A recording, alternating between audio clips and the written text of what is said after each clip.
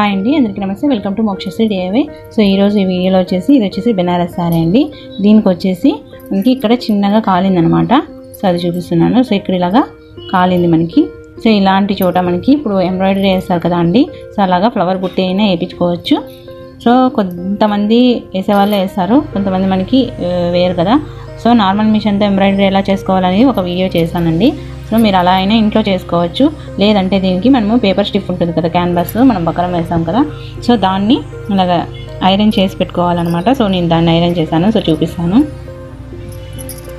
So ఇలా కాలింటే ఇలా iron చేసి పెట్టాను అనమాట, మనకి సపోర్ట్ ఉండడం కోసము.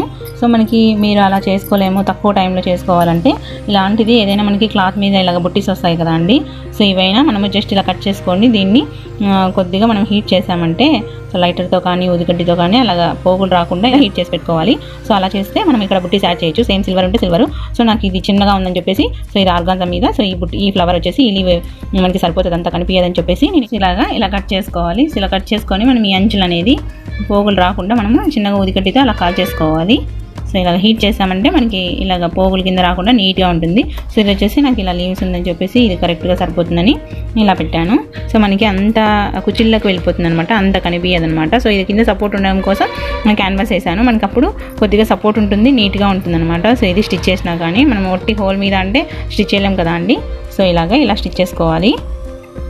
జిగ్జాగ్ ఉంటే జిగ్జాగ్ సేమ్ కలర్తో లేదా చేత్తో అయినా వేసుకోవచ్చు. సో ఇలాగ మనం ఏవైనా కానీ ఇలాగ అయినవి ఇలా చేసుకోవచ్చు.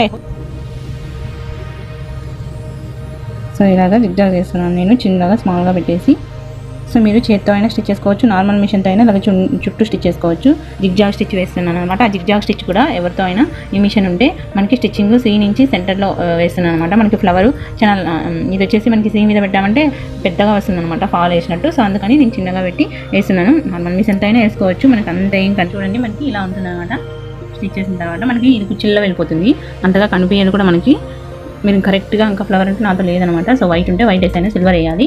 సో ఇది వచ్చేసి బ్లౌజ్కి వచ్చేసి కంప్యూటర్ ఎంబ్రాయిడరీ వేయించుకున్నారు. సో ఇది వచ్చేసి క్లాత్ చాలా డెలికేట్ ఉందండి. సో వస్తుందా రాదా అని రెడీకి ఇవ్వాలండి, లేదంటే మనకి ఇది క్లాత్ అంతా పిగిలిపోయినట్టు వస్తుంది అనమాట. సో ఇక్కడ వచ్చింది చూడండి. సో ఇలాగా వాళ్ళు వేసే వాళ్ళ చెప్పాలన్నమాట. సో మనకి సో ఇలాగా ఐ హోప్ ఈ వీడియో మీ అందరికీ నచ్చిందని అనుకుంటాను. తప్పకుండా లైక్ చేయండి, షేర్ చేయండి, సబ్స్క్రైబ్ చేయండి. Thank you so much for watching.